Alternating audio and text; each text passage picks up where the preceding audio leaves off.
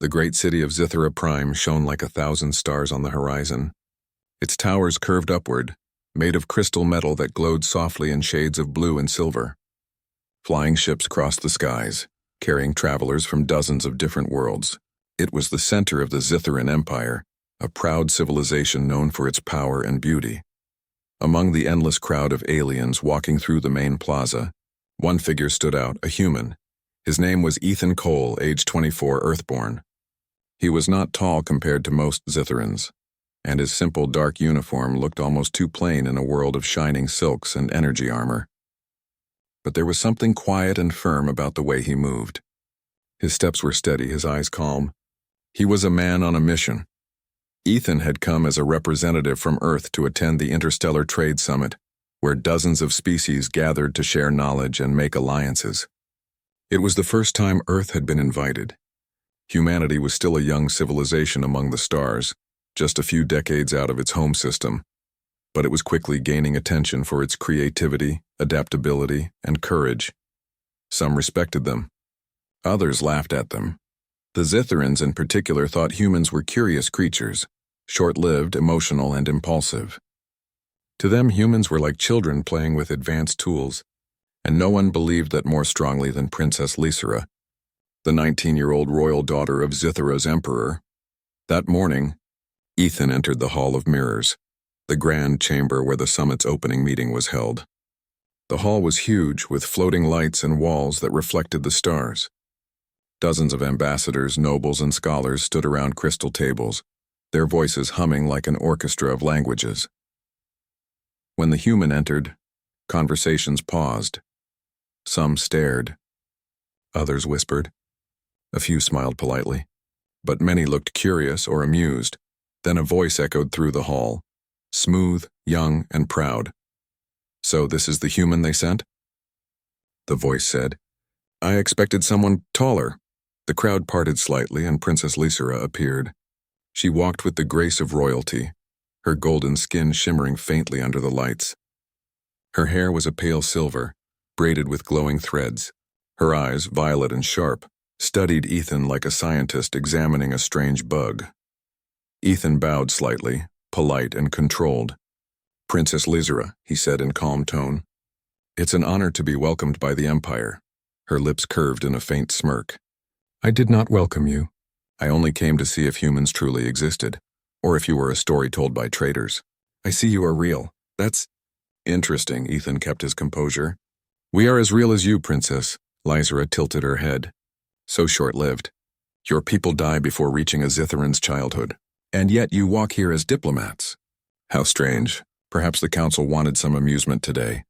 A soft laugh spread among the alien nobles. Some covered their mouths. Others smirked openly. Ethan said nothing. She leaned closer, curious. "Tell me, human, does your kind always look so plain? Or did Earth run out of color before you left your planet?" Her tone was sharp, meant to sting.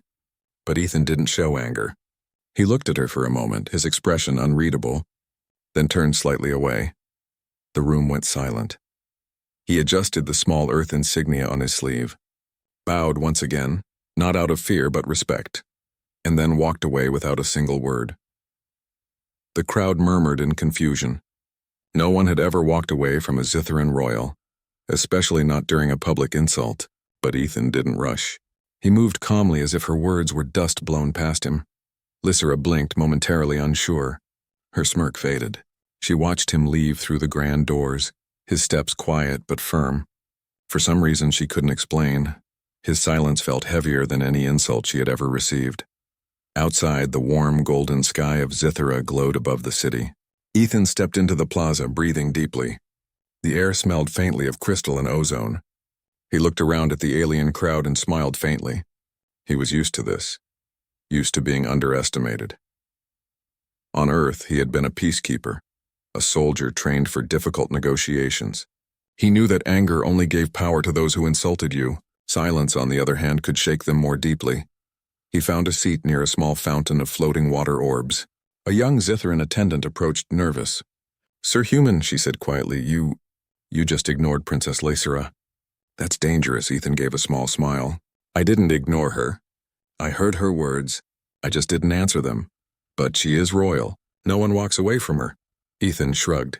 Then maybe it's time someone did. The attendant blinked, unsure whether to laugh or run. You are brave or foolish? Both, Ethan said with a small grin. Usually both. Back inside the hall, Lysera stood in silence while the crowd whispered. One of her advisors, an older noble named Tereth, spoke softly. Your Highness, the human's action may be seen as disrespect. Lysera crossed her arms. He disrespected me by doing nothing? How strange. Usually they beg or apologize. Perhaps, Tereth said carefully, that was his form of power. Lysera frowned. Power, by leaving? Yes, Tereth said. He made no mistake. He gave no reaction. Now everyone speaks of him. Lysera's eyes narrowed. Then he seeks attention. I think not, the advisor replied. He simply refused to play your game. That thought unsettled her more than she wanted to admit. Later that day, in her private chamber overlooking the Silver Sea, Lysera replayed the scene in her mind. The way he stood, calm, straight, unshaken. The way he left without anger or fear. It was not arrogance. It was confidence, a kind she rarely saw even among her own kind. She pressed a button on her holodesk. Find out everything about the human representative from Earth, she ordered her attendant. His history, his purpose, his rank, everything. As you command, Princess. When the attendant left, Lysera stared at the glowing city below. Short-lived, she whispered. And yet, he didn't act like someone afraid to waste a moment. Meanwhile, Ethan returned to his assigned quarters in the ambassador's wing, a quiet section of the palace complex. The human delegation was small, only 3 people. Ethan, a scientist named Dr. Wren, and a linguist named Mira. Mira met him at the door. What happened? She asked.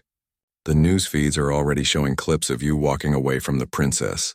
Ethan sighed. I said nothing worth repeating. That's the problem, Mira said, smiling. You didn't say anything, and now everyone's talking about it. Dr. Wren chuckled from his desk.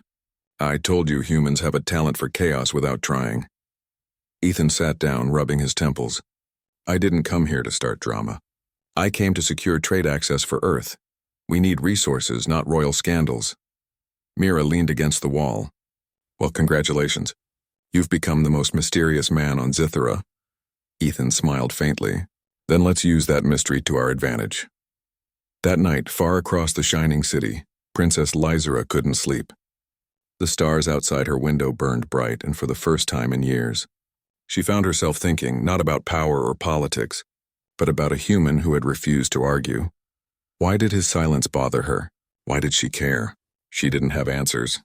But she knew one thing: she had to see him again. The next morning, the city awoke with new whispers. The human had become the talk of Zithera. Some said he was rude. Others said he was bold. Many said he had shown silent strength, a phrase now spreading across HoloNet channels. Ethan ignored it all.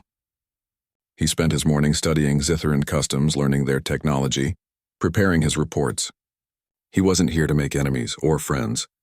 But fate, it seemed, had already decided that things would not stay simple. Because outside his door, waiting with an unreadable expression, stood Princess Lysera herself. The morning sun rose over Zithera Prime, painting the city in shades of gold and silver. The plaza sparkled as floating vehicles glided across the sky, leaving faint trails of light. Inside the palace, Princess Lysera sat in her private chamber, her violet eyes fixed on a small holographic display. It showed images of the human, Ethan Cole, moving through the city, studying, observing, interacting quietly with the locals. She did not understand why she could not stop thinking about him. It was not just that he had ignored her insult, it was how calm, how steady he had been. None of her other guests had ever dared to walk away without reacting. Not even the leaders of hostile worlds. Lysera tapped the screen. Show me everything about him, she said to her attendant, who bowed and started searching through the palace archives. Yes, Princess. Everything recorded about the human delegation from Earth. While her attendant worked, Lysera paced. Her boots made no sound on the polished crystal floor. She remembered his bow, small, respectful, unassuming. She remembered his eyes, calm like deep water, unreadable. He did not fear her. He did not flatter her. He simply existed in his own space, untouched by the power she thought would overwhelm him. That evening she made a decision.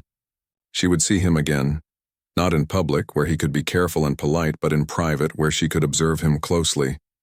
Meanwhile, Ethan was settling into his quarters. He spread a series of reports across a low table, carefully studying Zitharan trade patterns. He knew that Earth's success in the interstellar market depended on understanding the subtle politics of each species present. "Ethan," said Mira, the linguist, stepping in with a cup of warm tea, "you've been at it for hours. Don't you want to rest?" Ethan shook his head. "I can't. We need to understand Zithara before we present our proposals.